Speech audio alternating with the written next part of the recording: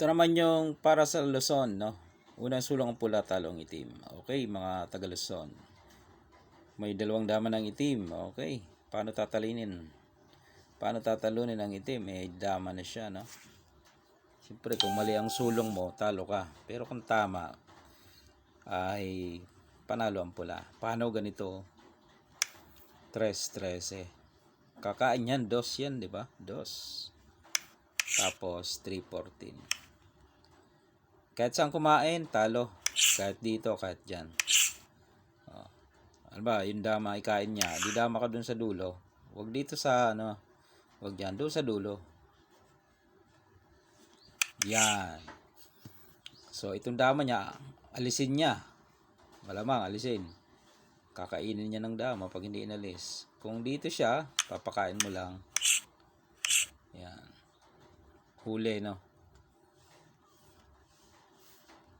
Pag dito naman, pakain lang ulit. Huli na naman. Okay? Pag sumingit, dito ka lang. Kain siya, pakain mo lang. Okay. Diba, pinakain to, tapos bumaba. Hindi pabalikin mo, pwede mo nang pabalikin yun eh. Tapos dumama ka. Tinakpan niya. Hindi, talo pa rin.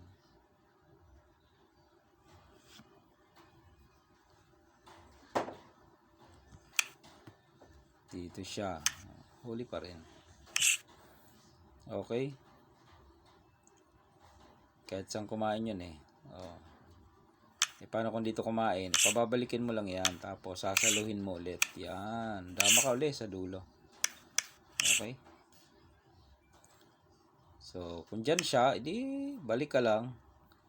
Maglagari ka. O kaya may piyon ka naman dito, di isulong mo. Pero kung magpakain siya, tapos dito naman siya, idadama mo lang ito. Para kung bumaba, maunahan mo siya doon. Yan. Tatakpan. Dito siya. Pero, pwede ka naman dumama. O di kaya dito. No? Pwede yan dyan.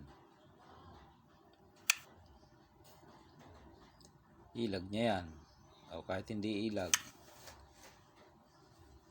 Dito. Pwede ka dito.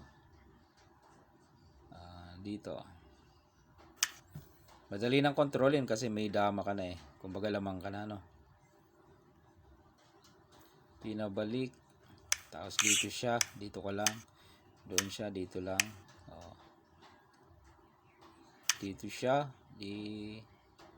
Dito ka. Dito siya. Dama mo. Capture yung dama.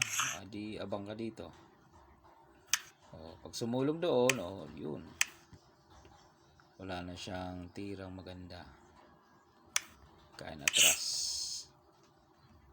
Dito naman, dito lang. Okay na mga boss, sa mga taga Luzon, ito yung sagot sa puzzle nating na i-post.